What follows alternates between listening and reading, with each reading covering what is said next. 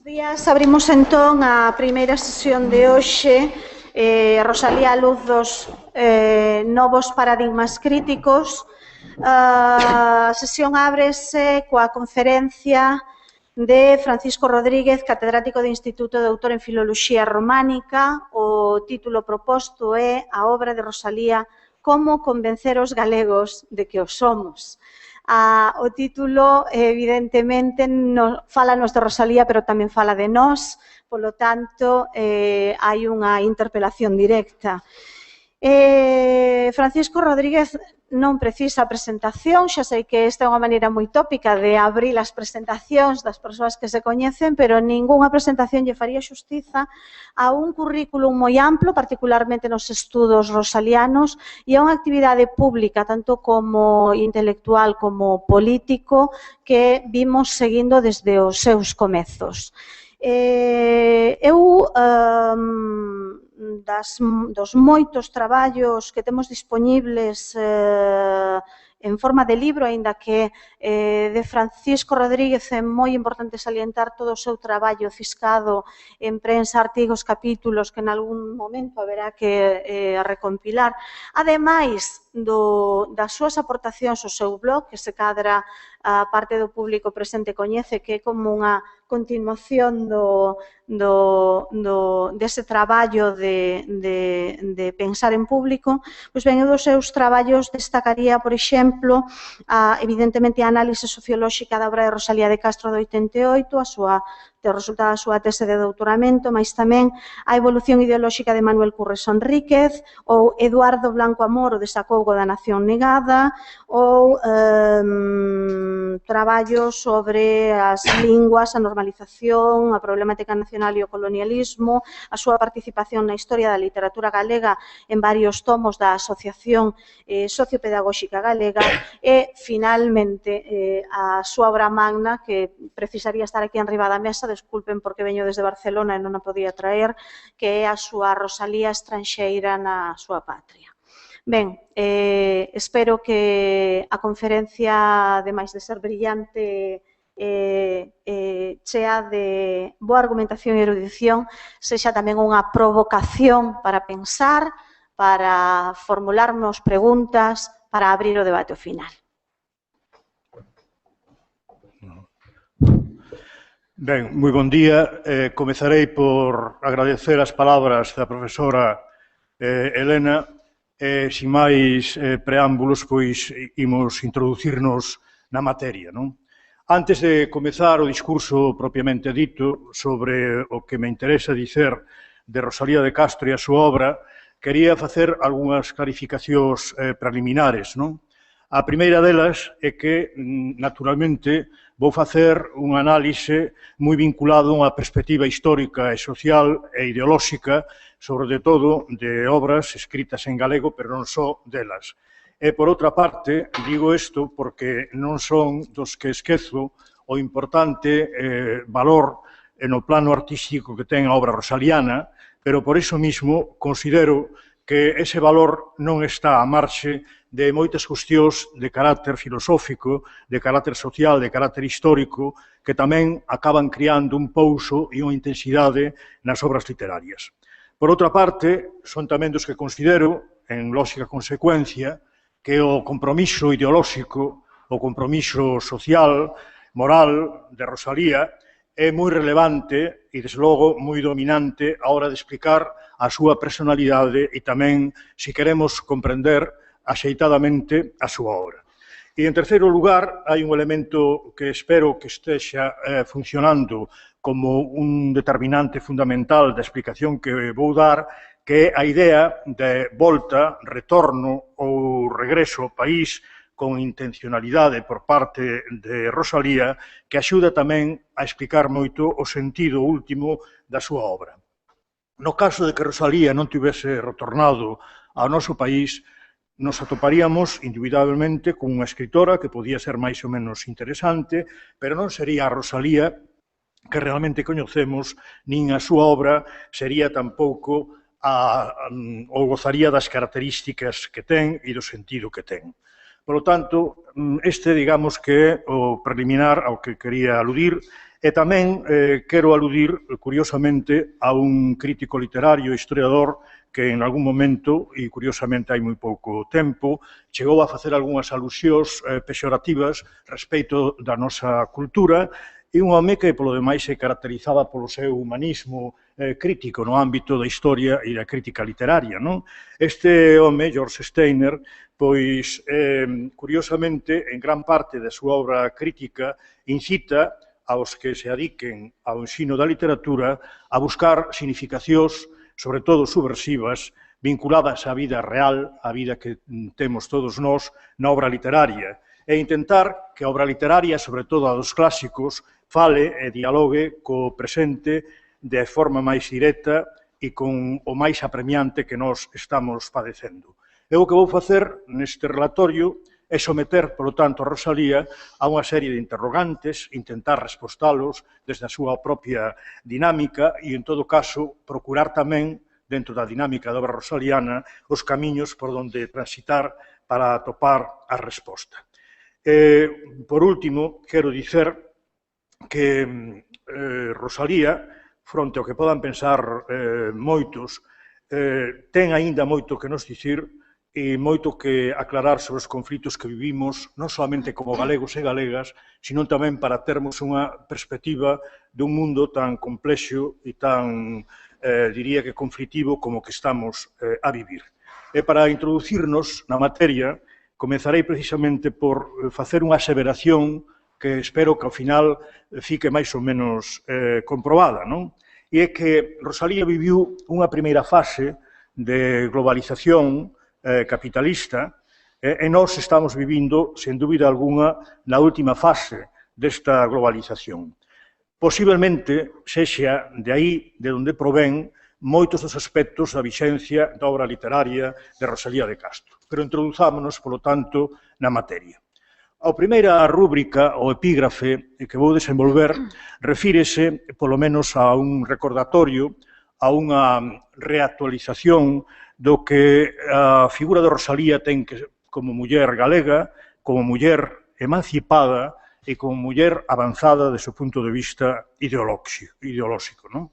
Unha muller que intentou utilizar a literatura para comunicarse precisamente máis aló do ámbito doméstico, que é onde se podían comunicar as mulleres, e iso sí, con limitacións.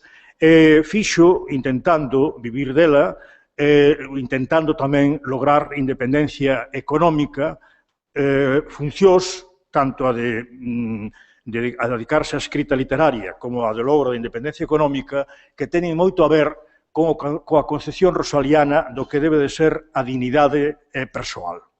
A decisión, ademais, ten moito a ver con o seu concepto da necesidade da muller ser un ser libre.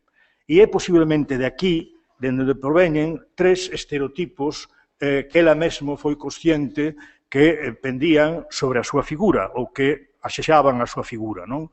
Primeiro, na primeira etapa, unha visión dela como bohemia, da que ela mesma, en certa maneira, participaba. Quen lea, por exemplo, as cartas que se conservan a Murguía ou de Murguía, comprobará como prácticamente na mocidade rosaliana a caracterización visual de Rosalía para as súas amizades, para outros que eran como ela, era que formaba parte dun grupo bohemio, palabra que se coñecía perfectamente naquele momento histórico como se podía coñecer en París, igual que a palabra dandy.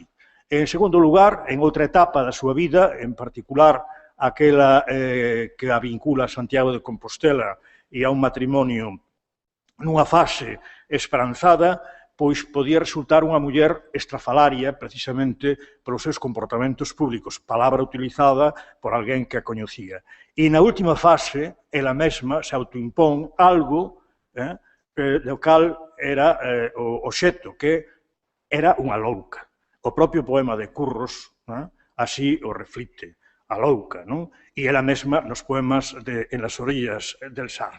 Pois ben, os trazos que a significan de forma especial, polo tanto, como galega, emancipada e avanzada, podían ser os seguintes, e moi importantes para disterar e creo que despois se hai o debate sobre o feminismo rosaliano, habería que telo moi presente para disterala de maneira moi positiva de outros casos europeos e españois, é que, en primeiro lugar, estamos perante unha muller sin bens propios que administrar.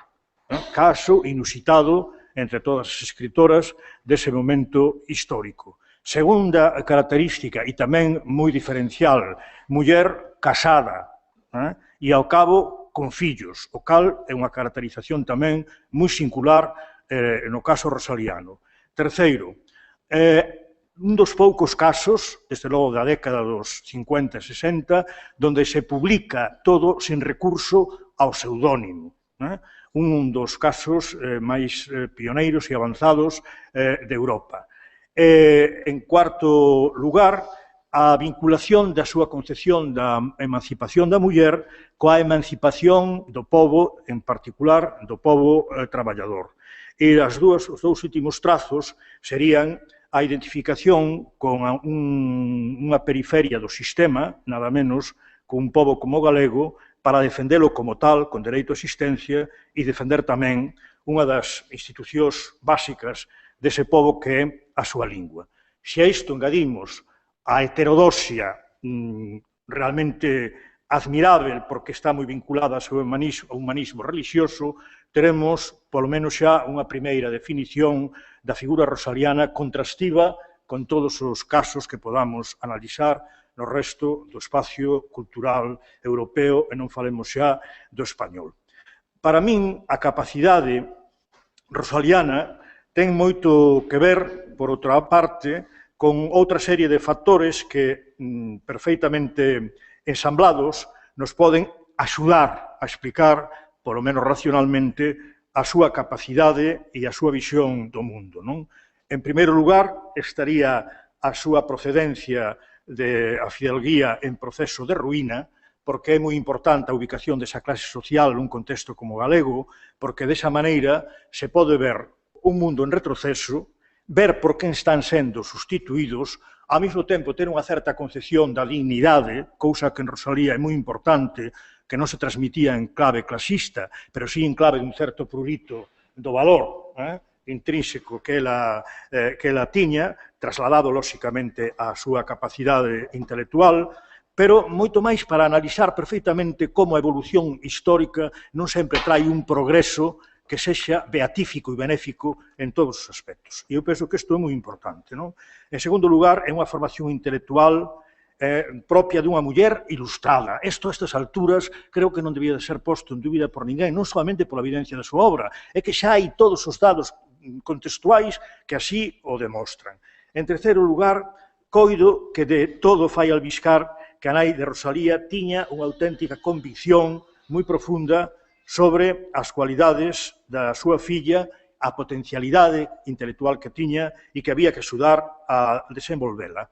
E, por outra parte, e aquí xa ten moito a ver co que ela acabou sendo simbólicamente, non cabe a menor dúbida de que a socialización rosaliana na infancia é unha socialización nun medio popular e campesiño. O cal non ten nada que ver precisamente con que fora unha señora de unha elevada cultura escrita, formal e literaria. Se a isto lle engadimos, lóxicamente, que era unha muller cunha grande sensibilidade, demostra na súa literatura e nos seus comportamentos perante a discriminación e a marginalidade, é unha concepción da afectividade e da sexualidade tremendamente problemática, nada convencional e menos dogmática, teremos xa a explicación, precisamente, de a súa capacidade para detectar moitos fenómenos históricos, moitos fenómenos sociais, moitos fenómenos psicolóxicos que a súa obra evidencia. A estas alturas, coido que quen lea un poema como Eva non pode ter a menor dúbida sobre que estamos perante o caso máis senlleiro de visión do problema da muller, nada menos que a visión de que a metade do xénero humano aínda está por redimir porque non tivo un Cristo propio. Pero que é máis importante, a forma de concebir a fermosura física da muller, a identificación de Rosalía desde o punto de vista físico e moral coas súas homólogas é de tal calibre que non o vemos en ningunha escritora prácticamente do século XIX. Si se quere ver a violación que fai Rosalía, ou se vos queredes, a mudanza dos estereotipos masculino e femenino, pódese ver, por exemplo, un capítulo, no capítulo 7 de La hija del mar, Tormenta, esa especie de conto que está inserido, porque ten autonomía dentro de La hija del mar, que tamén é moi evidente para comprobar como ali realmente a valente, a que tería todos os rasgos dos estereotipos masculinos é a rapaciña, e a que ten todos os rasgos femininos é o rapaz, Fausto. Leer un poema como o dedicado a Pilar Albán Castro, non de catarse do homoerotismo que hai nese poema, pois, francamente, eu penso que entón é que nada máis que temos sensibilidade para a literatura anglosaxona ou a española, non? Ou, se vos queredes, pois, ler O encanto da Pedra Chan ou Niñas Oscuras, que afortunadamente cada vez tamén hai moitos máis dados extrínsticos para explicalo con clareza. Bueno, todo isto lévame a que podamos, e isto coido que xa é irrebatível, irreversible, a afirmar que, efectivamente, Rosalía tiña unha conciencia democrática, pero non propia dun progresismo esquemático, sino que era unha visión que estaba moi por enriba do liberalismo rampante ou do progreso entendido como entendía o mundo burgués dominante en ascenso, non? Senón que moi sensível a ver as novas opresións que comportaba esa nova orde social. Leer Ruínas ou El caballero de las botas azules, pois danos moitísimas chaves neste aspecto. Polo tanto, afirmar que Rosalía de Castro era unha muller anticapitalista non é unha vontade de carácter prexuicioso ideolóxico. Outra cousa é que isto non quere dicir que o seu carácter anticapitalista ou o carácter anticapitalista da súa obra teña que estar vinculado a unha concepción marxista, tal como entendimos na segunda mitade do século XX, pero sí a unha posición socialista. En este aspecto non temos que saír do seu momento histórico. Cando Rosalía está defendendo a propiedade plena da terra, a eliminación dos foros, visível no poema Dios que eu voume, e en particular na estrofa que despois non aparece en libro, non sei se polo carácter nacional do propio Cantares Gallegos ou simplemente por unha cautela de carácter sensorial, está nos dando a clave nunha fidalga, cousa que é moi importante, porque sí afectaba aos intereses da súa clase social, de que esta muller tiña unha acción claramente favorável ás clases traballadoras. Que o propio Paz Novoa, un grande amigo dela, o primeiro redactor dunha lei para a redención de foros en 1873, consideraba que a eliminación dos foros era facer socialismo, porque era darte a propiedade aos traballadores. E a propia Rosalía di, na estrofa sin censura, di: por xiadas, por calores, desde que amañece o día, dou a terra os meus sudores, mais canto a terra cría, todo é dos señores. Pero dixen que había os dados tamén, non solamente de Paz Novoa, a amizade con Rosalía, a identificación no problema da concepción da terra, senón que o seu propio curmán, José Hermida, un home estrafalario, e un deses sobrinhos do tío rosaliano que consideraba un pouco, en fin, de cabeza algo lixeira, que non lle daba o valor que tiña a súa sobrinha Rosalía, a ele máis a outro que me parece que se chamaba Ramón, ahora mesmo non me acordo o nome. Pois, bueno, Hermida di claramente, cando empeza a desbafar contra o proceso integrador, cando a Real Academia Española lle pon a Rosalía a placa na Casa da Matanza en 1902, máis ou menos, entón di o seu curmán, que Rosalía era liberal, entendido no sentido de libre pensamento, non no sentido de como podemos entender hoxe desde o punto de vista estricto, non? Que sabemos o que é, que non é mesmo que demócrata, non? Era liberal e socialista. Claro, Hermida obviaba unha cousa que lle proía, que non lle gustaba nada, que era o patriotismo ou o nacionalismo, porque Hermida, que tamén foi dos retornados, tiña a posición totalmente contraria á de Rosalía e despois explicarémola, non? En todo caso, é precisamente do patriotismo rosaliano de onde lle veu a convicción de que tiña que elaborar ou estruturar un proxecto cultural destinado a que a xente culta galega, alfabetizada, como era ela e o seu marido, pero que non tiñan a súa conciencia, se convencesen de que se podía ser galego e moderno. E desa convicción, en maior ou menor grau, era partillada por toda a rede social que eles tiveron, sobre todo, na década ata a Revolución de 1868, unha rede social moi ampla de intelectuais, pequena burguesía, fidalguía culta, tanto no interior como no exterior de Galiza. Por certo, moitos coñecidos nas etapas de ferias nos balnearios, en particular no balneario de Caldas, pero tamén en moitos outros. Pois ben, esta idea de convencer aos galegos alfabetizados e cultos de que o eran, de que tiñan que selo, aparece en todas as cartas que se conservan tamén, por exemplo, nas de Baltasar Yáñez del Castillo, na de Camilo Álvarez Castro, nas de Bernardo Barreiro, non? Igual que aparece claramente a idea de que a literatura que necesitaba Galiza era unha literatura militante, terminoloxía que aparece en cartas de 1859, por exemplo, nas cartas dun rapaz moi despabilado que prometía moito, o José Rodríguez Xoane, o irmão de Luís, ou que aparece na Concepción de Murguía, no artigo do Museo Universal de 1858, titulado Poesía gallega contemporánea. Bueno, entón, por que xurde esta posición rosaliana cualitativamente tan distinta a todo o que tiña acontecido Galiza no século XIX? Que fenómeno, digamos, histórico xeral, europeo e, en particular, peninsular, está a producirse? Bueno, pois un fenómeno que eu vou caracterizar con dúas palabras que son de uso, unha restrito, pero, digamos, técnicamente asumido, ou académicamente asumido, que é o eurocentrismo, a instauración do eurocentrismo en chave decimonónica, e a outra, que hoxe empeza tamén a ser máis asumida por parte de quen o practica tamén, que é o fillo natural do eurocentrismo, que no caso do Estado español é o españolismo. Non hai maneira de explicar a causalidade de Cantares Gallegos ou de Follas Novas, a actitude rosaliana, se non temos isto moi presente.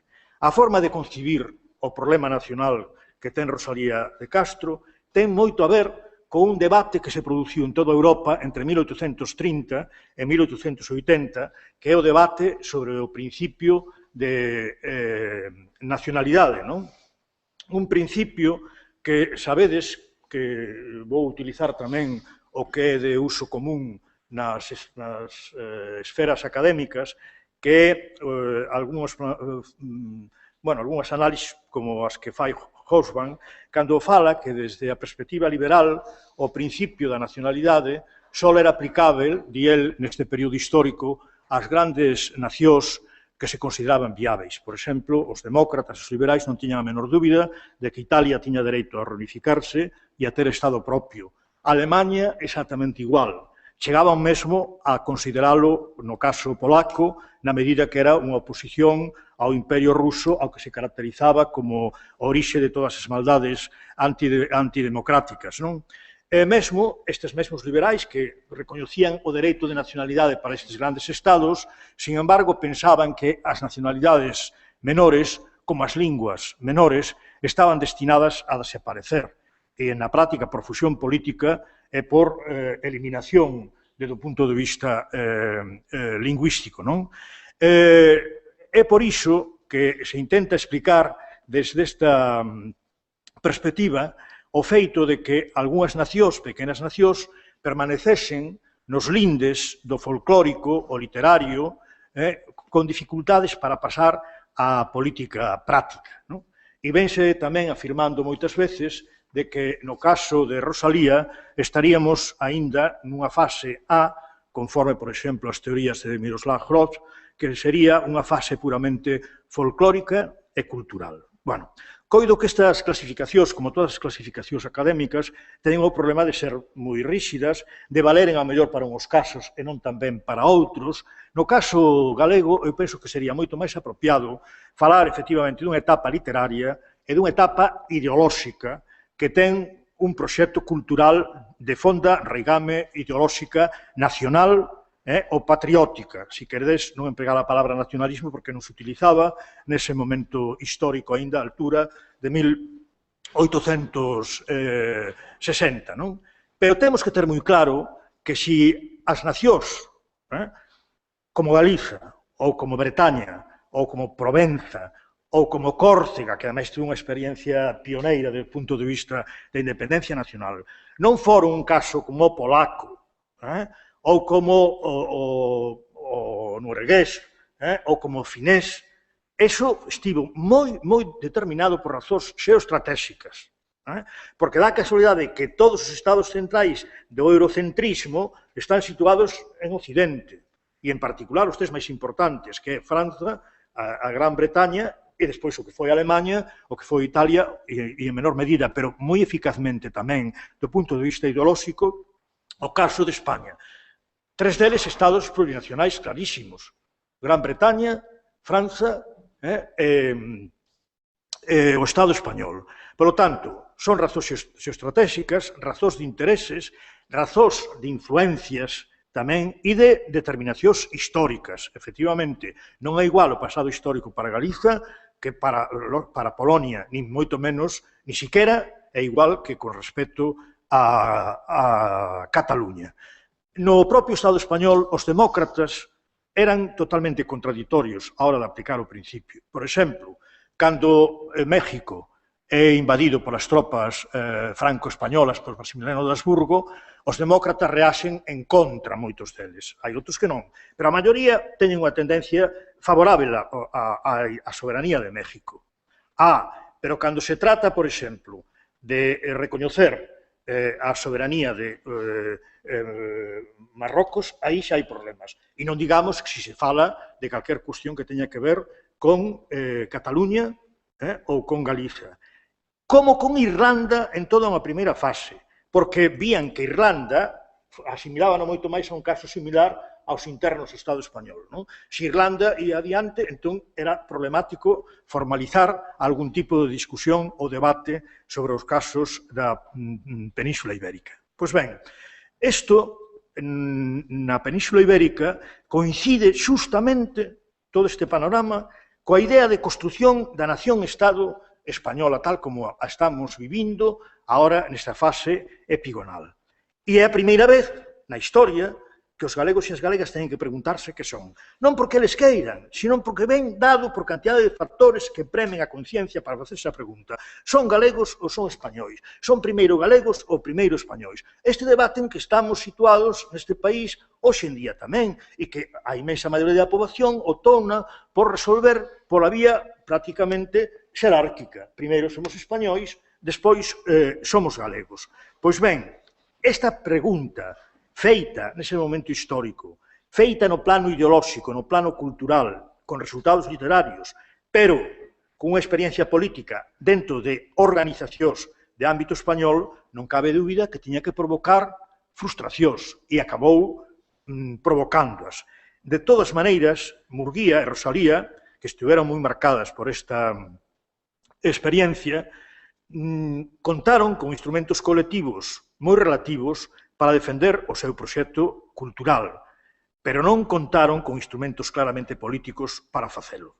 De aí ven, ou aí está, a militancia de Murguía nos comités progresistas, por certo, un aspecto que habería que estudar moito máis e mellor, porque a min chamou a atención que, mesmo despois do grande libro de Barreiro, que non se detectase para nada a militancia de Murguía dentro do progresismo moi directamente ao servicio de un home como Olózaga, que é un señor que, claro, tamén na propia historia de España, despois, agora no século XX ou a finais do XIX, na restauración, foi moi opacado. Isto é unha operación que fixo a restauración co pasado inmediato moi curioso.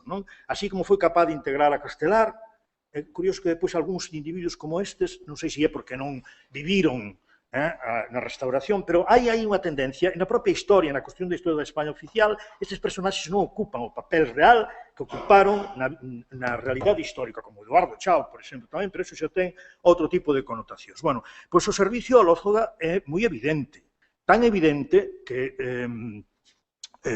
Murguía asistía, e isto quere decir que tiña que ter un certo grau de intimidade, aos tests literarios, que era unha cobertura de reunións políticas en un momento onde as liberdades públicas non se executaban plenamente, non se respeitaban, que facía Lózoga na súa casa. En concreto, por exemplo, hai informacións no contemporáneo, en 1864, onde se ve incluso a exclusión feminina, como non poden entrar as mulleres a esas reunións.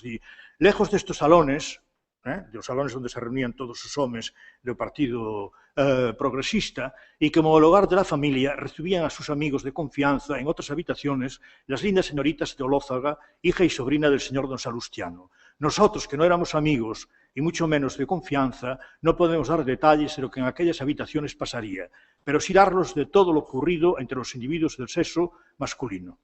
Bueno, pero o máis interesante é que no té literario, donde se tomaban dulces, helados y refrescos, Murguía recita un precioso romance en el dialecto gallego debido a la pluma de su señora esposa, doña Rosalía de Castro. E Vítor Balaguer, unha magnífica oda en dialecto catalán. E a parte española o que fai é aproveitar para recitar la bella descripción de un auto de fe puesta en boca de Felipe II en un drama prohibido por la censura. A mí parece que tampouco estamos tendo moi presentes o papel fundamental da censura en toda a etapa isabelina e despois tamén na etapa da restauración, pero na etapa isabelina penso que se explicaría moitas atitudes literarias, moitos subterfuxios e moitas ironías. Bueno, non vou xa aclarar que precisamente en estas pesquisas que fixen, pois foi onde atopei o poema Salutación de Rosalía ao Lózoga, o cal cada vez evidencia máis a vinculación da literatura rosaliana con a intervención en asuntos públicos. Este é xa sendeiramente político, pero grande parte da literatura rosaliana é isto. Coido que o fracaso de Rosalía e Murguía após a Revolución do 68, xa non hai que esperar ni siquiera a restauración, e a concreción cada vez máis clara, sobre todo na cabeza de Rosalía máis que de Murguía, de que Galiza era un país que estaba sometido a allea vontade, que era a allea vontade a que exercía o seu imperio no que é noso, que é un verso fundamental da obra rosaliana, explica moitas cuestións. O patriotismo rosaliano, ao que volveremos máis adiante, realmente está ao servicio exclusivo da nacionalidade galega, da patria galega, que neste momento de construción, lóxicamente, do Estado español, era incompatível coa concepción de patria española que estaba desenvolvendo precisamente o Estado liberal. E era incompatible non solamente pola nacionalidade de referencia, sino polos valores e perspectivas que sustentaban a unha e a outra. O salto cualitativo, polo tanto, que se dá ben explicado porque hai un salto cualitativo histórico que incide en esta dirección. Por primeira vez, e a min pareceme que isto tamén é fundamental, non se pode igualar o antigaleguismo do século XVIII, XVII, co do século XIX. Non se pode igualar a falta de clases dirixentes ou a maneira en que as clases dirixentes galegas se comportaban no XVI, XVII e XVIII con a do XIX. Como non se pode comparar o modelo de integración económica e social do Reino de Galiza na monarquía hispánica co que aconteceu a partir, prácticamente, sobre todo de maneira notoria, de 1833. Por qué? Porque por primeira vez agora vai haber un Estado que é unha auténtica axencia nacional, entre aspas, que ten intervencións universais e regulares que chegan prácticamente a todo o mundo, con instrumentos burocráticos que nunca existiron, e aínda enriba cun degrau de evolución, de progreso, por chamalo de alguma maneira, como non se dera nunca na historia, os camiños de ferro, o telégrafo, a navegación a vapor, o mercado único español, porque moitas veces nos esquecemos, isto que estamos vindo agora, efectivamente, é dantesco en relación con o XIX, pero moitos rasgos son similares. a desaparición do Reino de Galiza, a política fiscal. Isto é a primeira vez que hai unha política fiscal abafante, extensiva e intensiva, que chega a todas partes. Un servizo militar, ou unhas quintas que se poden considerar xa servicio militar. E mesmo unha emigración dunha cuantía, dunha intensidade e dunhos efectos como nunca se producira na historia do noso país. E non falemos xa, despois, como é lóxico, o impacto do propio idioma que é oficial do Estado. Hai, ademais, por primeira vez, unha concepción que chega a xente culta, pero con ramificacións a xente popular, que é a visión dunha historia dun denominado España que até entón nunca se tiña elaborado deste xeito, identificando, lóxicamente, con Castela, esa visión histórica épica, propia dun pobo con historia, frente a un pobo que non ten historia, que é Galiza, e nós nos atopamos agora no século XXI con este gravísimo problema. Galiza, para a poboación galega, para o 99% da poboación galega, non ten historia aínda no século XXI, a pesar dos gravísimos, grandísimos e admiráveis esforzos de Biceto e Murguía, aos que se minoriza, eu penso que con unha alegría grande, e en particular o pobre Biceto. Xa me gustaría a min que hoxe a entidade do esforzo fora desta categoría. Pero, en todo caso, o esforzo de Biceto e de Murguía, no plano histórico, é a contrarréplica ou contrarrestar o que facían a un nivel, desde logo, con autoridade académica e con instrumentos ao seu servicio, Modesto Lafuente, Cánovas del Castillo, Miguel Moraita, Fernando de Castro ou o propio Eduardo Chao, a servicio da idea da concepción do Estado español e da España única. Estes Estados-nacións tiñan que demostrar, ademais, que tiñan capacidade colonizadora e incidencia no exterior, ao mesmo tempo que, lóxicamente, creaban ese mercado único e unha xerarquía interna. O eurocentrismo, esa idea de que Europa ten o primeiro posto na orde global, tiña tres características. Trasladadas ao interior do Estado español e veredes o que producen. Primeiro, se asentaba na virtude do comercio. Europa, os Estados europeos importantes, eran os grandes comerciantes do mundo e chegaban a China, a toda América, a África, de unha maneira cada vez máis global. En segundo lugar, pensaban os Estados centrais europeos que as súas institucións, o pensamento, o seu, e os seus comportamentos, os seus hábitos, os seus costumes, eran os mellores, que tiñan que imitalos todo o mundo. E, en terceiro lugar, unha cousa que no caso galego xogou, desgraciadamente, dunha maneira tamén alienante, que as sociedades cristiás, en particular, debían de levar o Evanxeo polo mundo. Bueno, estas tres esteas do que é eurocentrismo, que prácticamente se consolidan ao final da vida de Rosalía, en 1880, a nivel mundial, facendo o colonialismo formal e informal prácticamente dominante no mundo, tiña dentro as consecuencias tamén, trasladade isto á visión de Galiza, un pobo sin historia, con costumes bárbaras, con costumes salvaxes, polo tanto, había que salvarse de aí os que estudaban, os que eran, os que tiñan perspectiva social, abogados, médicos, pequena burguesía galega, deso había que fuxir e integrarse na idea de progreso e modernidade. Non vou perder o tempo nesto porque sería moi longo, pero solamente vos vou ler como vían os demócratas, é dicir, dentro da ideoloxía burguesa, os máis radicais, como veían o problema da expansión colonial de España. Por exemplo, mirade que en un xornal como La Discusión, en pleno 1865, el decoro dun pueblo, cuando se siente ultrajado, y su deber y su derecho, cuando se reconoce más ilustrado que otros pueblos, son hoy las únicas causas que pueden justificar la guerra, lo cual equivale a decir que, en definitiva, la guerra, puesto que reprobemos el medio, no puede menos de tener consecuencias civilizadoras. Isto era o que pensaban os progres españois, en particular, sobre a guerra de Marrocos. A teoría da superioridade racial, económica e cultural europea, dentro conlevaba tamén a xenofobia cultural e, en certa maneira, tamén arracial, é dicir, a de que eres salvaxe e bárbaro, palabra que se empregaba con excesiva frecuencia para referirse aos galegos.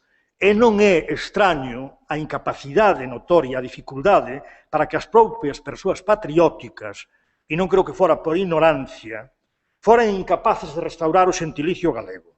E aturando aínda o xentilicio do colonizador gallegos en un libro clave da nosa renacencia cultural e o que costou eliminar esas cuestións, e en particular este xentilicio. Ben, se nós analizamos como a filosofía europea da época, lemos a un Spencer, por certo, que lle gustaba moito a Concepción Arenal, ou lemos no plano marxista a Engels, ou lemos a Gobineau, veremos realmente que o caso galego pois entraría dentro dos povos destinados a seren asimilados ou simplemente a fusionarse, non?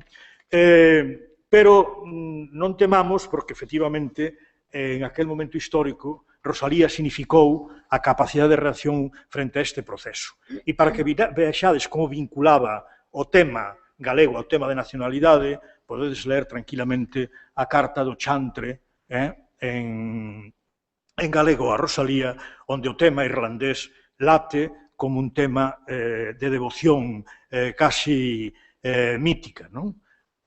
Con esta concepción eurocéntrica e española, lóxicamente, podemos explicarlos por que razón costaballes moito traballo tamén empregar en exclusiva a palabra lingua. Lingua e dialecto como lingua non oficial, pero costou moito traballo expulsar esa terminoloxía que non deixaba de ser unha terminoloxía, volvo a repetir, eurocéntrica e españolista. Ben, a defensa da nacionalidade vai moi vinculada á cuestión da autoestima, a ter unha conciencia intelectual, literaria e artística que foi a máis aguda e radical das que se produciu na Galiza do século XIX, non? E donde Rosalía, ademais, aliou o problema nacional co problema social. Isto xa o propio Justo Beramendi o recoñece, non? Cando di que Rosalía de Castro foi a voz privilexiada e indignada na arela de acabar coa situación de explotación do campesiñado, non?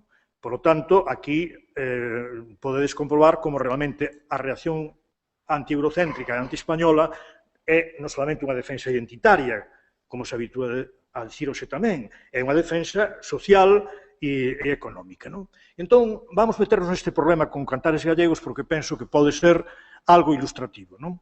Ben, desde Cantares Gallegos, en 1863, até Costumbres Gallegas, que eu penso que é un texto que hai que darlle moito máis importancia do que normalmente lle damos, en 1871, hai toda unha espiral de reincidencia, acumulación e reforzamento da idea de que o pobo galego ten dereito a ser diferente e que ten un verdadeiro espírito que non é o deformado con que nos pintan. Engadido isto de que non é un país que poda ser catalogado de horrível, como os seus habitantes, labregos e mariñeiros, basicamente como humanos e salvaxes. Non, son fermoso país e humana normalmente a nosa xente. Igual que a nosa lingua ten plena capacidade para desenvolverse desde todo punto de vista. E con un dado que a propia Rosalía nos dá, que é a toma de conciencia nacional como se produciu no caso dela en contacto con outras terras.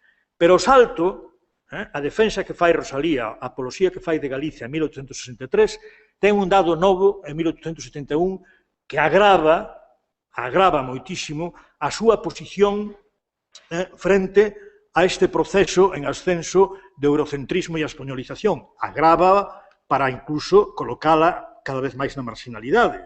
E é a idea de que esas terras externas, en contacto cas cais ela colleu conciencia nacional, son terras para ela estranxeiras.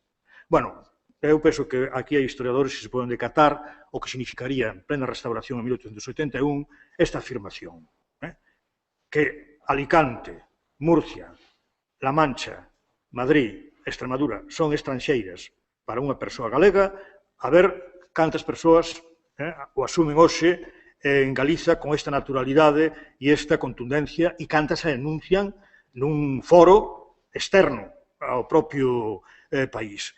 A min chama moito a atención esta identificación porque, ademais, Rosalía procura fuxir sempre do paternalismo, inseríndose ela dentro do cadro, co cal nos atopamos con unha especie de antropóloga que non ten a friaxe dos antropólogos que analizan como se fora un corpo morto. Esa cualidade de identificación humana non lle impide ver os defectos. No propio Costumbres Gallegas é moi crítica co problema da superstición, pero non unha crítica moral, sino constatando determinado tipo de feitos. Ben, pois, isto me leva a dar un dado que eu penso que ten moito interés para explicar determinados fenómenos literarios rosalianos, e é como xoga Rosalía tan inteligentemente coa ideoloxía dominante, esa ideoloxía eurocéntrica e españolista, para subvertela. Creo que houbo xa análisis dos prólogos de cantares gallegos e de follas novas, cada vez máis acaídos. O último, feito por Pilar García Negro, eu penso que xa sitúa as cousas nunha pista moitísimo máis contundente, e é o que vou facer eu agora. Vamos ver. Comenzarei por o que vai preocupar despois na mesa redonda, non? Que é o prólogo de Follas Novas. Bueno, hoxe non hai ninguén que coñoza de Rosalía e que coñoza todo o contexto, todo o que ela se refire, que poda dubidar de que o cerebro rosaliano era un rayo ardente, que era unha muller que pensaba filosóficamente. Por lo tanto, se esta muller, ela mesma, di que as mulleres solamente son capaces de imaginación e sentimento, cando menos está incorrendo nunha gravísima contradición entre palabras e feitos, entre apariencia e realidade. Pero que eu non fago máis que descubrir críticas literarias do momento histórico ao propio Follas Novas que sirven de retruque á propia Rosalía. É dicir, que os que coñecían a ela decían, bueno, señora, xa sabemos usted o que está facendo, porque, mire, a última é a de López Mora, un señor nado en Santiago, que colaboraba en El Imparcial, que despois foi copropietario tamén del Imparcial, que creo que nunca se sumou. Entón, mirai o que di López Mora facendo da crítica de Follas Novas, que ven a redundar nas de Vicenti e nas de Candamo en la Ilustración Gallega e Asturiana. Dille, es a veces su espíritu eminentemente filosófico. Prueba de ello, entre otras poesías, Pelouro que roda, por más que después de hojear el libro échase de ver al instante que si la forma de todas las poesías de Rosalía de Castro es hermosa, atildada, llena de encantos y dominando las naturales dificultades que en el terreno poético se ofrecen, el fondo, tras esa forma oculto, es casi siempre un pensamiento profundo, trascendente, una lección moral, un consejo para la vida, un aviso para la experiencia, una reflexión consoladora para el desengaño. Bueno, eu penso que se leva a contar trascendente, porque ela di que non se pode facer nada trascendente. Ben, eu penso que nós, agora, tamén xa non podemos ter dúbidas de que realmente, pola súa demasía, polo contraste coas críticas do momento e pola propia realidade da súa obra, precisamente estamos perante trucos irónicos, retrancas, en modos de facer pasar a alfándega de severos xuicios morais e políticos por parte de Rosalía. E, ademais, tomar prevencións e, ao mesmo tempo, denunciar as presións que unha muller, na súa situación e coa súa intención, sufría. Por lo tanto, temos a ideoloxía dominante e a subversión da mesma. E quero recordar aquí a dous nomes senlleiros, porque a mí me parece que un dos graves problemas que hai na crítica literaria galega, en xeral, pero na galega está moi agudizada, e é que estamos, ás veces, descubrindo nos mesmos a nós mesmos. Vamos a ver, o que non podemos facer é que non haxa un mínimo de leitura porque senón é como, non é exactamente o veo de Penélope, pero algo parecido. O pobre Carballo Calero xa decía en 1958 que a obra de Rosalía frente ao que comúnmente se cree era unha obra de carácter filosófico e intelectual. En 1958. É que a propia Pilar Pallareus, en 1985, decía que os prólogos estaban feitos en clave irónica, o prólogo de Follas Novas, e que, polo tanto, o prólogo que demostra é a fragilidade dos argumentos dos que menosprezan as mulleres. E o prólogo de Cantares Gallegos no plano ideolóxico político mistura os dous niveles á perfección, o da subversión e da ideoloxía dominante. Provincia, provincias, provincia, provincia. Pero país, terra e patria. E patria nos textos rosalianos é a nación e os deberes de lealdade que unha muller consciente ten con a nación.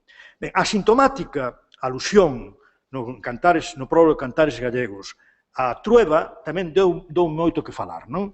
Pilar García Negro, no último libro que acaba de publicar, xa di que non autoriza a establecer relación de dependencia, porque no caso de Trueba estamos perante literatura casta e estabilizadora para o consumo popular.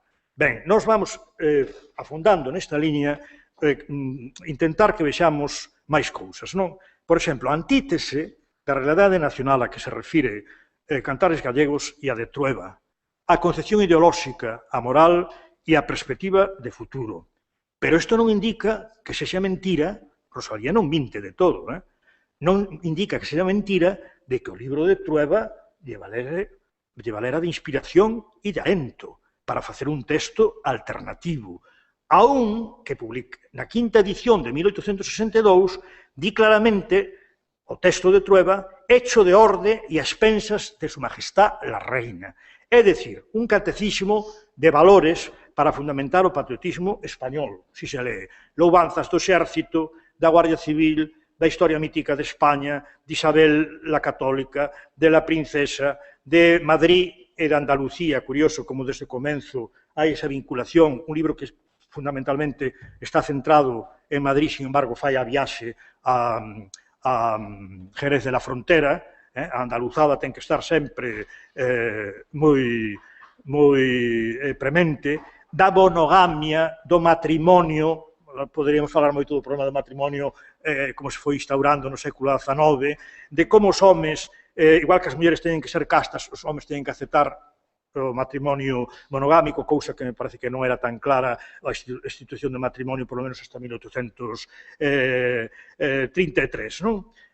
Bueno, vamos a ir acabando. En todo caso,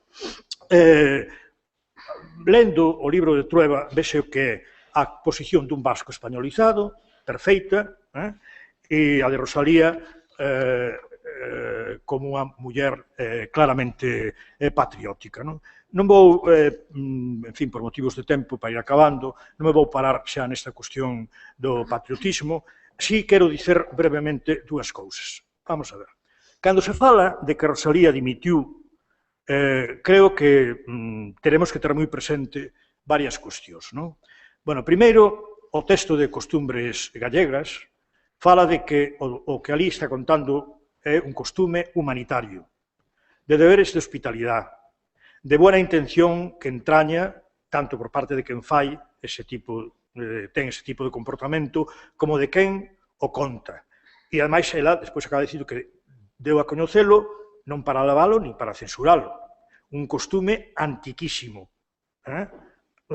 que quedan restos del en nuestro país. Bueno, é curioso que o costume que conta teña unha semellanza total co que contan da expedición de Bougainville a Tahití nunha crónica de 1791 que dou pé tamén ao Gran Balbordo e onde Diderot saiu a defender a tese de que non se podía facer un xuicio moral sobre ese hábito dos tahitianos, senón que era un acto que non implicaba ideas morais. Bueno, por este motivo, Diderot foi moi admirado, curiosamente, por escritores que tamén Rosalía admiraba. Goethe, por exemplo, ou Heine. E admirábano pola defensa humanista que facía. Bueno, Rosalía, neste aspecto, é espectacular. Bueno, pero que acontece? Que perante un artigo así, que é onde di que non eran terras estranxeiras todas esas, resulta que os ataques que recibiu por parte da prensa foron de tal calibre que chama a atención o silencio de todos os xornais. No mesmo período, no mesmo mes, en que hai xornais que están defendendo con uñas e dentes a Curros Enríquez dos ataques da reacción no proceso que se lle seguía na audiencia da Coruña. No mesmo mes, exactamente no mesmo mes. Isto é moi notorio, non? Dicir, os progres de toda condición saíron en tromba todos a defender a Curros Enrique contra a Igrexa Católica. El Telegrama, o propio Faro de Vigo, a Gaceta de Galicia. O Faro de Vigo, confrontado con a Concordia todos os días por este tema, o ataque de Rosalía, non mereceu nin abrir a boca. A Gaceta de Galicia, onde tiña certa anuencia Rosalía, nin abrir a boca. El Telegrama, xa non digamos, pero que na correspondencia privada que se conserva en Murguía, a única referencia é privada é a de Segade de Campoamor e outra referencial de Figueroa, non? Vou dicindo, iso foi unha indignidade facer isto a unha muller, pero en privado. Bueno, iso é a clave de cal era o papel rosaliano en ese momento histórico.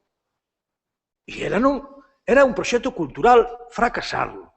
E ela nese momento era escribir para poder vivir. Eu prego que se lea para ver como o patriotismo era máis acceso actitudinalmente que nunca, que se lea en as orillas del Sar. Nada máis que ler Los Robles, o Jamás lo olvidaré, para notalo con total contundencia. E, en fin, non sei se deixar o problema da contradición e limitación nos usos orais do galego, pero si me gustaría, porque así acabamos, ler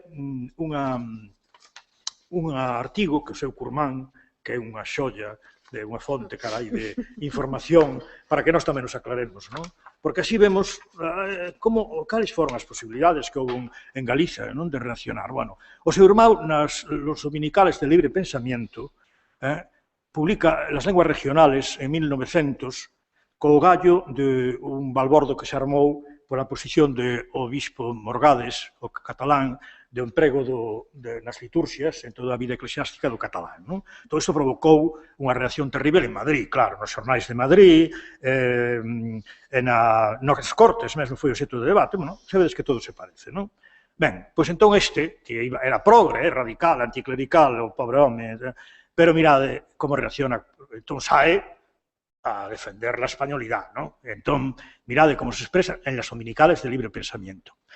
Hace algún tiempo que hube de pedir en estas progresivas e hospitalarias columnas, mirade o tono bañinclanesco, para que vexades como hai unha tipoloxía tamén de galego, que, bueno, hai depois gamas en esa tipoloxía, hai desde chistosos, inteligentes e agradables, aos máis parvos, pero é moi evidente que nós temos unhas tipoloxías derivadas da colonización moi evidentes, non? Dice, hace algún tiempo que hube de pedir en estas progresivas e hospitalarias columnas a la venidera república el exterminio de las lenguas regionales. Y ahora que la pastoral sublime del muy famoso Morgades arroja leña a ese lingüístico incendio, ahí va mi gota de agua advirtiendo que quien intenta apagarlo no es de la central región, sino de la de Poniente. Parecióme muy excéntrico que la inspirada musa de Pondal se nos revelase en el muy rudo decir de Bergantiños, la no menos elocuente de Curros en un cual cuasi pegajoso portugués.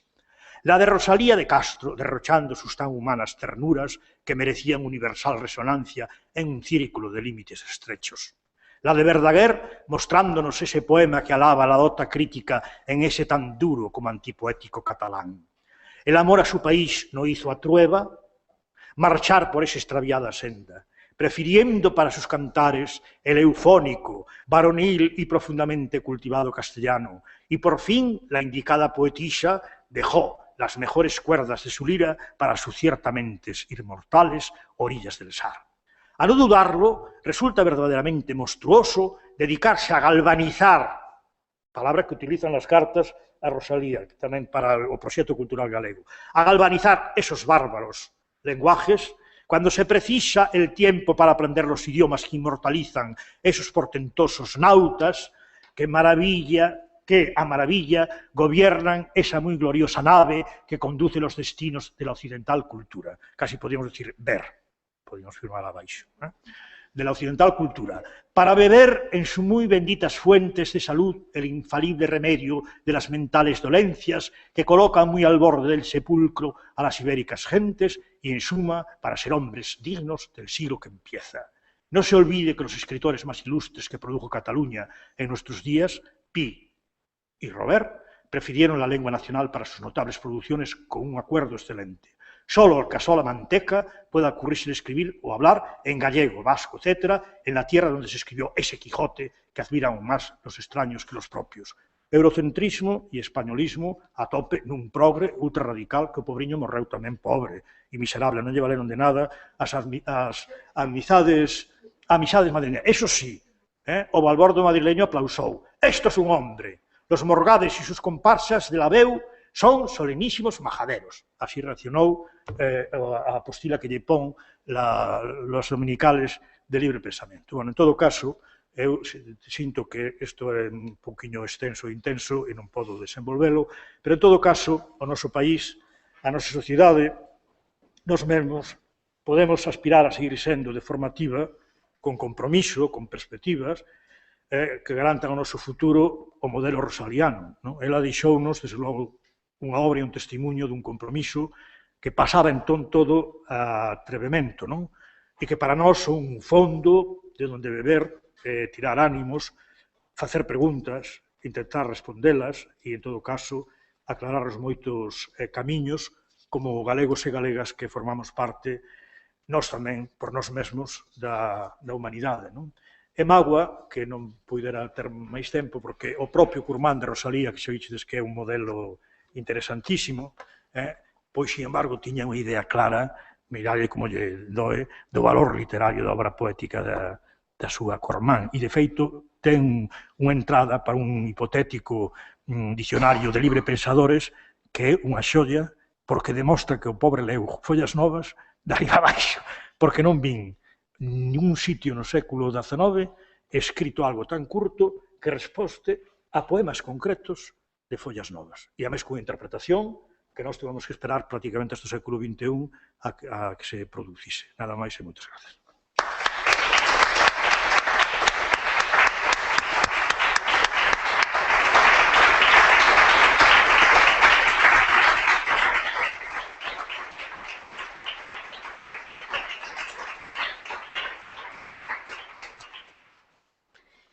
Ben, pois logo desta espléndida conferencia de Francisco Rodríguez, que lles podo asegurar que é só unha parte do texto, das varias versións do texto que tiven a ocasión de ler antes de vir aquí, non me queda máis elección que facer unha versión abreviada e, a ser posible, non lida do meu longo texto, que máis que de retruque sería de conversa, neste caso, para poder deixar despois un espazo para o diálogo. Espero que se entenda, polo tanto, porque son as 11:25 e creo que a organización e, sobre todo, o público que nos sigue por internet agradecerá que intentemos axustarnos.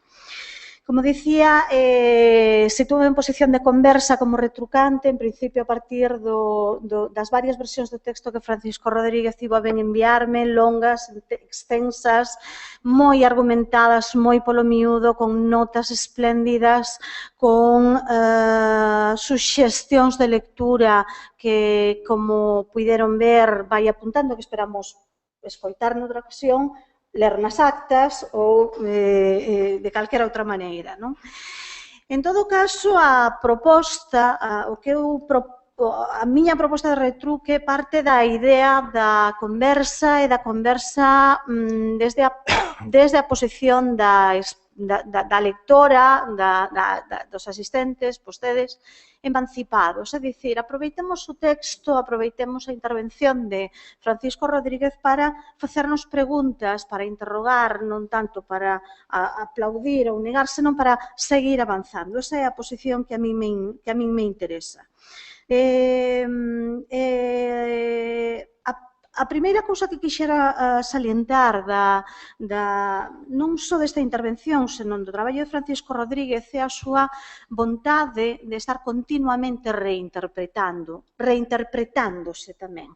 A súa conciencia de que non hai un texto fixado, senón que a lectura de Rosalía é como un río que ademais vai abrindo moitos camiños. El sempre vai seguindo eses camiños de maneira atenta, desde en toda a obra de Francisco Rodríguez hai continuas mostras desta relectura, pero se tomamos como marcos, non no sentido de Butler, sino no sentido labrego, como marcos as dúas versións do seu gran magno texto de análise rosaliana, análise sociolóxica da obra de Rosalía de Castro e Rosalía de Castro estranxeira na súa patria, veremos que se produce non un cambio, senón unha ampliación e unha visión moito máis complexa da lectura rosaliana. E a min iso pareceme extraordinariamente interesante, porque nese sentido creo que Rodríguez, que sempre fala desde un lugar, e isto creo que hai que poñelo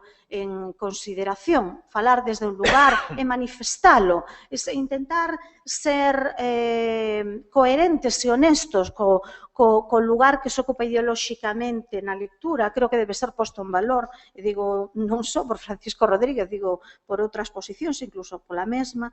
Pois ben, todas esas relecturas no único que abondan é en explicarnos dunha maneira moito máis complexa unha autora, Rosalía de Castro, un tempo e evidentemente unha fornecedora dos discursos da nación.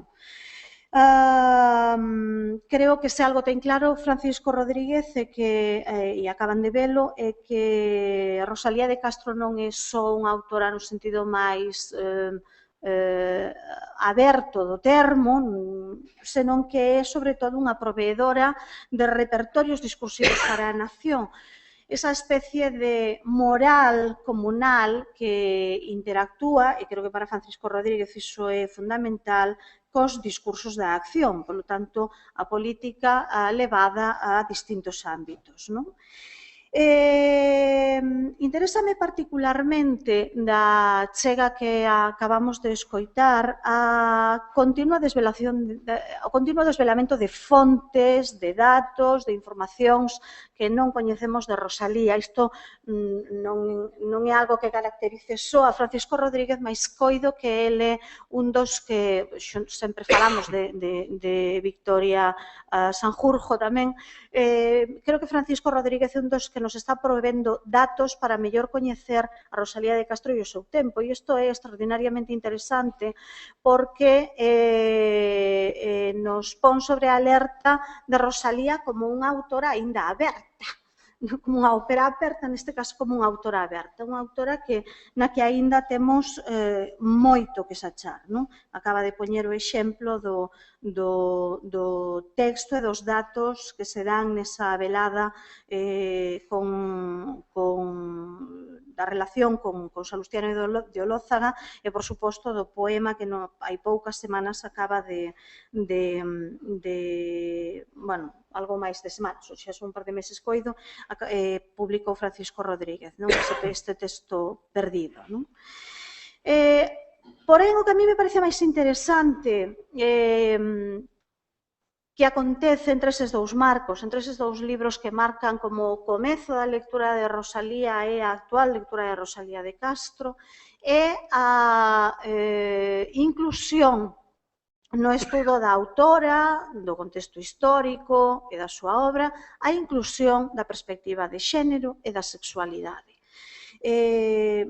Sen dúbida, aínda que non todos os estudosos rosalianos o teñen igual de claro, pero ben, creo que xa é evidente, sen dúbida, os estudos de xénero, en particular a crítica literaria feminista, ten ofrecido chaves de interpretación que son fundamentais e das que non podemos ignorar de ninguna maneira.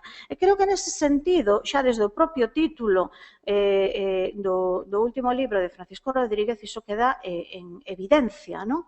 Como se pasa desa contextualización sociolóxica estranxeira na súa patria, collendo un termo que está continuamente na obra rosaliana, que fan visibles as aproximacións feministas, penso agora nun traballo de Carmen Blanco, e como Francisco Rodríguez lle dá aínda outra dimensión, como esa clave nos permite entendela de outra maneira. Ese tipo de interseccións entre discursos sen perder unha localización, sen perder o lugar desde onde se le Rosalía, é o que a mí me parece máis interesante na proposta de Francisco Rodríguez. Lembro que cando Basilio Losada fixo a súa derradeira lección como profesor na Universidade de Barcelona, defendeu, segue defendendo nas conversas que aínda temos, porque seguimos sendo, por sorte, veciños de despacho, lembro que sempre insistía, aínda non estamos facendo ben as lecturas transversais na obra de Rosalía de Castro, aínda non estamos lendo como corresponde, de maneira cruzada, a obra poética e a obra narrativa. Pois ben, coido que por ese camiño vai indo Francisco Rodríguez, desde logo a min paréceme que case o está insinuando cando estaba escoitando algunhas das afirmacións que se facía sobre ese carácter filosófico, sobre a maneira en que se fai responsable, non eran estes os termos, pois bueno, a maneira en que se fai responsable a Rosalía da Nación, eu que leo desde o meu lugar pensaba en como ler isto desde el primer loco, claro, que é un texto que nos apela, non? Sorpréndeme que Francisco Rodríguez desbote ofrecer un relato biográfico, que desbote de momento escribir unha biografía de Rosalía de Castro para que ten innumerables datos e para que ten, coido, un discurso fiado. Pero tamén me parece extraordinariamente interesante que agarde a intentar resolver o que para él é a autora, é dicir, quen fala, que di, e para quen escribe Rosalía, que é un aspecto que na súa intervención oral acaba de destacar dunha maneira moi clara. Quen é esta autora? Defínea como ser galega, emancipada e avanzada, que sería como poñer en xogo algunhas das evidencias identitarias que vertebran esta Rosalía que estamos lendo a comezos do século XXI. Nación, xénero, dignidade e liberdade. Nación, neste sentido, non é un discurso que se sobrepoña, senón que se intersecta cos outros lugares identitarios, un pouco na liña que propuña Goretti San Martín na súa intervención na primeira sesión, que a mí tamén pareceu moi suxestiva e espero que teña tempo a seguir desenvolvendo. Pois ben, este ser galega, emancipada e avanzada en clave do século XX a min evidentemente lévame a María Mercé Marçal e os seus versos máis coñecidos e máis populares, aqueles que din a la xara agraeixo tres dons, haver nascut dona de classe baixa i nació oprimida i al tèrbol atzur desde tres voltes, rebel. Coido que non precisa traducción, o catalán neste caso é unha lingua cordial e intelixible, polo tanto. Interésame neste ser galega, emancipada e avanzada, lida desde María Mercé Marçal, un elemento que tamén aparece en Rodríguez, que é pensar en Rosalía como unha revolucionaria. Hai un momento no texto en que se emprega este concepto. Como lemos agora a Rosalía como revolucionaria? Que quere dicir? Que estamos querendo dicir con isto? Ben,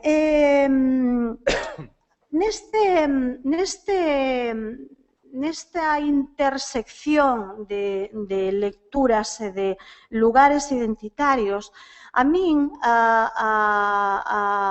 xórdenme moitas preguntas relacionadas coa identidade de xénero, relacionadas coa nación e relacionadas coa sexualidade.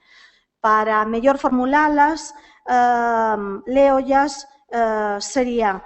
Son preguntas que eu me fago a min mesma, que eu non pretendo exactamente que Francisco Rodríguez resolva agora, evidentemente, ni siquiera o público, pero que creo que é o momento para poder formulalas.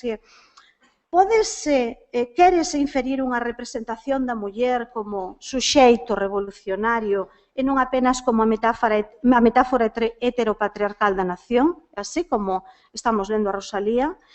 Seguindo un debate que ocupou, por exemplo, a Celia Amorós e a Joana Sabadell sobre o concepto de feminización da nación.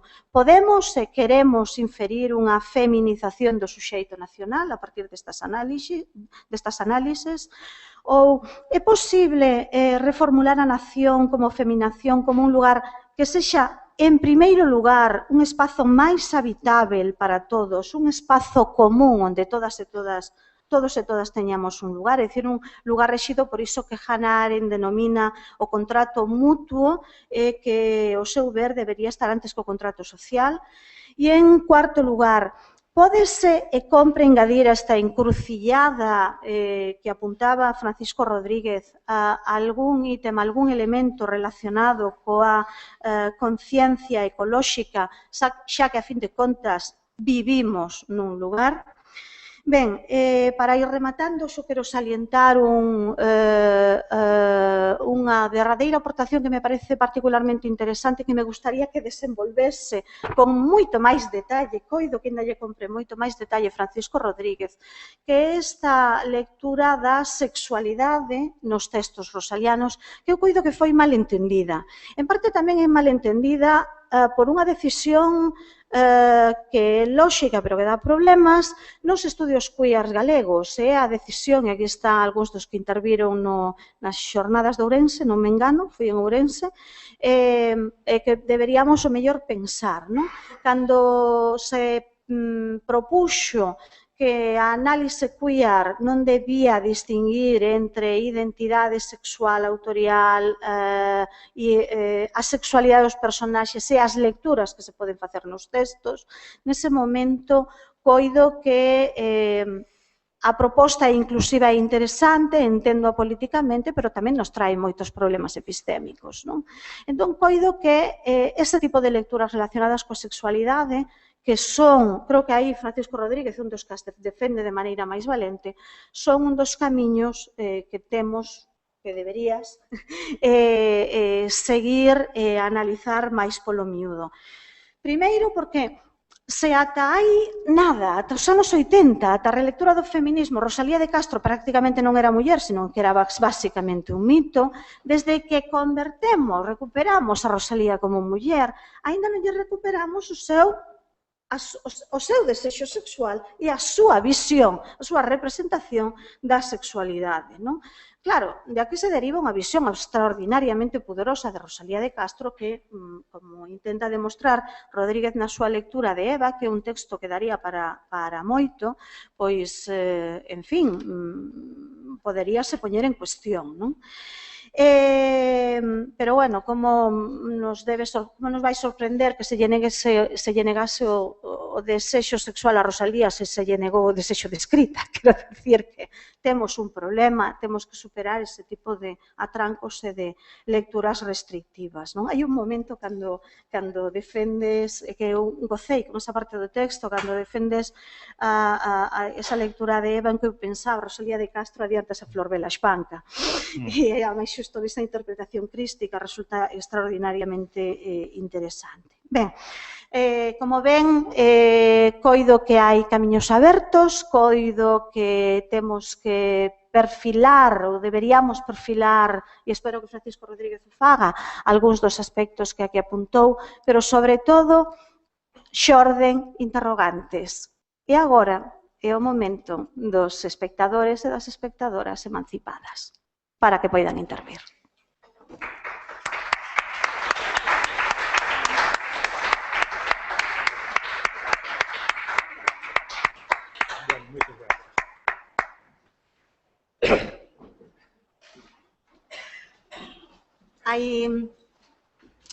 Estamos fora de tempo, pero cabe aínda algunha pregunta, nin que sexa por como se di, por ilusións, grazas.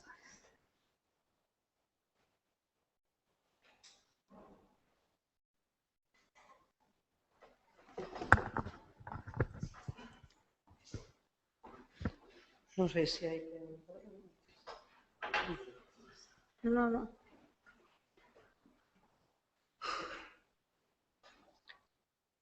Ben, o poema dedicado por Rosalía de Castro ao deputado Lózoga que Francisco Rodríguez descubriu e publicou recentemente, a parte do seu contido que ten todo o interese, a min chamoume extraordinariamente a atención a data, 1866.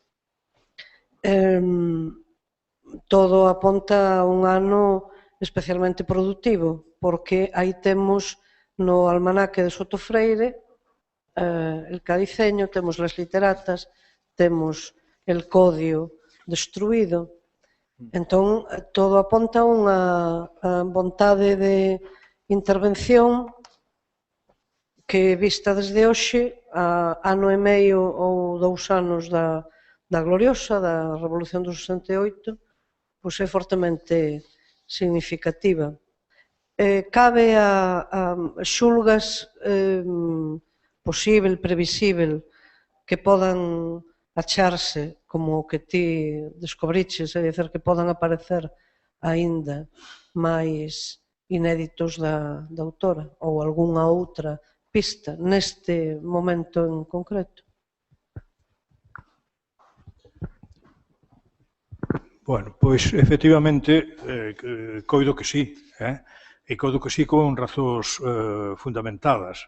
De feito, vamos ver, creo que un dos tópicos e que habría que entrar na humanización de Rosalía tamén nese aspecto, Rosalía era unha muller con conciencia ideolóxica, eso é evidente, pero era unha muller traballadora. É que isto non lo temos, é dicir, a función da escrita estaba vinculada a algo que tiña que ver moito cos ingresos familiares.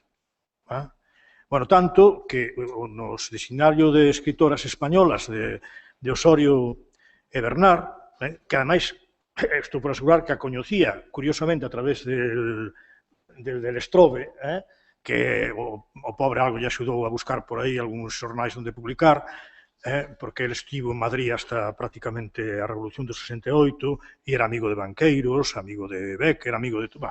Entón, no dicionario deste señor, en 1889, un dicionario de escritoras españolas, por certo, ali que hai unha entrada a Rosalía das máis grandes, porque, por eso digo eu que tamén a verdade está no propio proceso histórico, outra cousa é a manipulación a que nos someteron aquí todo, non? Lóxicamente con erros e cosas parciais, pero, bueno, mirad o que di este señor de Rosalía. El impulso que ponía la pluma en manos de Rosalía Castro es, por triste que sea confesarlo, la necesidad de concurrir con su esposo Murguía a arbitrar recursos para el hogar. El historiador de Galicia, que ha consagrado toda su vida al país que le vio nacer, no ganaba lo bastante para vivir con la desahogada medianía a que cualquier vulgaridad adocenada puede aspirar y que tan fácilmente se logra fuera de los caminos literarios. Esta necesidad dio vida a las creaciones novelescas de Rosalía, El caballero de las botas azules, Ruinas y El primer loco, a sus cantares gallegos, a sus follas novas y a la colección de las orillas del Sar. Bueno, muy notables son las novelas de la señora Castro. O sea, sabe de que falaba, porque en 1888, é dicir, non lle valeu a eliminación de restauración de todo o que... Tal, bueno, ben, por que digo isto? Porque xusto nas datas en que ti falas, que eu saiba, hai como mínimo 2 textos que nos tiñamos que afanar en conseguir, porque os hai. Outra cousa é se se destruíron os exemplares desas publicacións, que ese é o problema. Un deles é o de Moza Gallega, eso está nas cartas de Ventura Ruiz Aguilera, donde fala de que entregou o texto a un semanario irónico e cómico de Madrid, bueno, que está ali todos os nomes e tal, e é destas datas.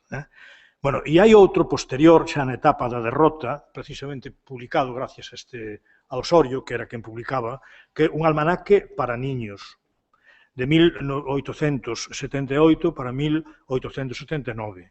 En todo caso, eu, a xente que se dedique a investigar isto, que busque. Eu estou buscando tamén. 1878 para 1879. Un almanaque de niños. A primeira, hai 3 mulleres que colaboran.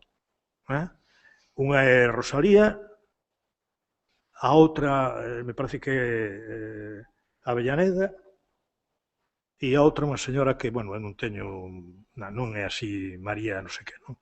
Bueno, ese texto existe, e é un texto dun... É un almanaque que hai que buscar.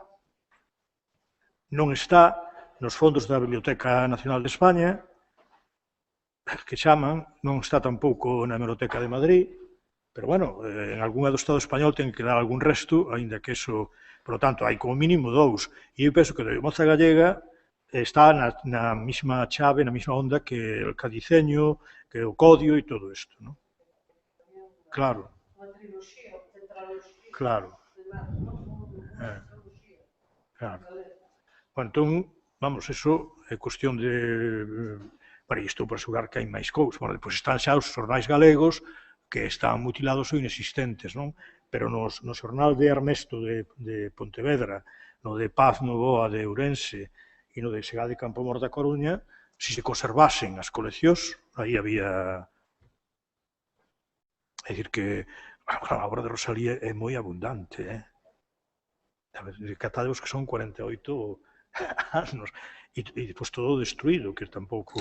É dicir que eso axuda moito a crear esa imagen, polo menos o aspecto da señora que ten que traballar por convicción, pero por obriga tamén. Que eso é un aspecto fundamental, que eso na Rosalía tradicional non estaba, entre outras cousas porque non era unha muller intelectual. Nos estamos conseguindo, efectivamente, restaurar e recuperar a figura intelectual de Rosalía.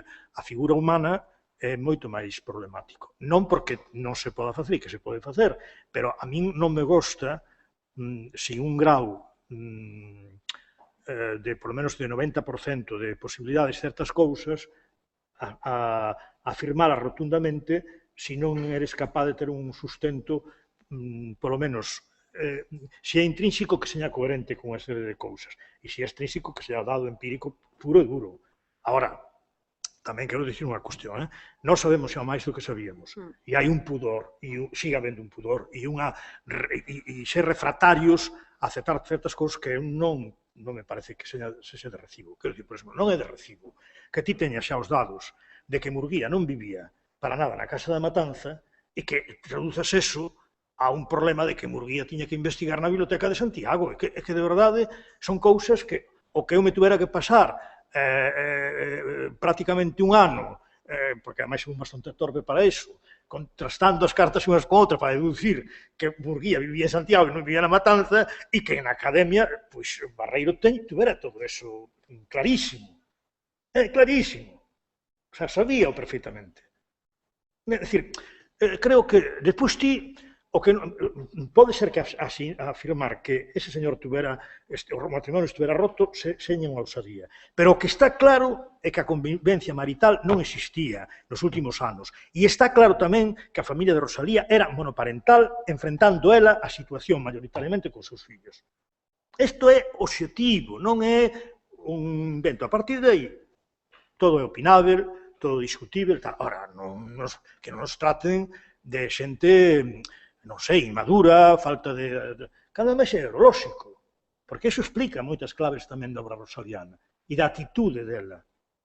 Igual que, home, se non tuveran os vos coñecimentos psicolóxicos, e máis se podería, vamos a ver, creo que foi Filgueira, no Congreso de 85, el mismo dixo, non sei se era Filgueira ou outro, pero un personaxe destes clásicos da cultura galega, non?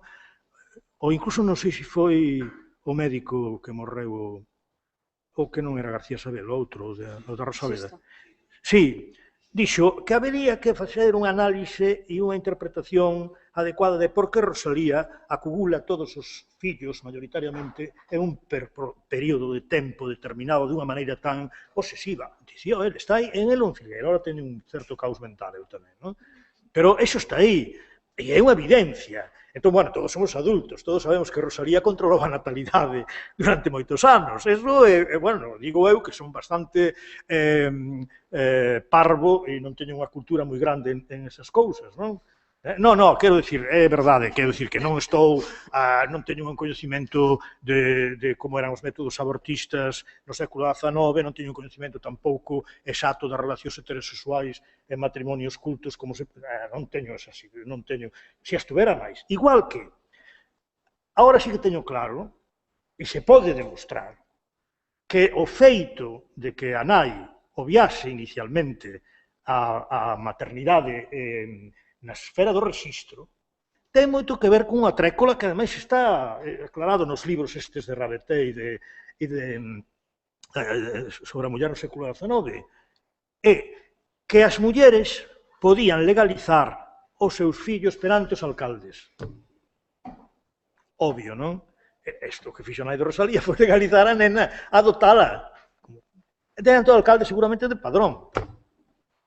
Por que? Porque seguro que outro tiña unhas dificultades de tipo legal que eran terríveis, e además un interrogatorio e moitas máis cousas. Vamos a ver, eu penso que o que nos pasa en Galicia moitas veces é que nós non queremos asumir, ou non somos capaces de asumir, que a nosa cultura é unha cultura nos momentos de esplendor vamos a ver, que é distinta dos países centrais, pero que está nun nivel categórico e os personaxes nosos igual ou superior. E que entón non podemos pensar sobre eles con unha mentalidade do que nós consideramos que pode dar de sí Galicia nada máis, porque entón hai cantidad de fenómenos que non teñen explicación de ningún tipo. E esta, para min, é un das chatas máis graves que temos. Ahora, eu vos podo asegurar que se con o nivel de contundencia dos textos en outra literatura normal sería imposible o comportamento da crítica literaria que houve con Rosalía de Castro. É que é imposible. Pero ben, quédanos agora como reto. Sí, quédanos agora como reto. Perdón, teño que interrumpir porque xa nos pasamos máis de 23 minutos da hora. Necesitaremos facer un momentiño de descanso para volver puntualmente ás 12. Vale? Moitas grazas e desculpa a interrupción.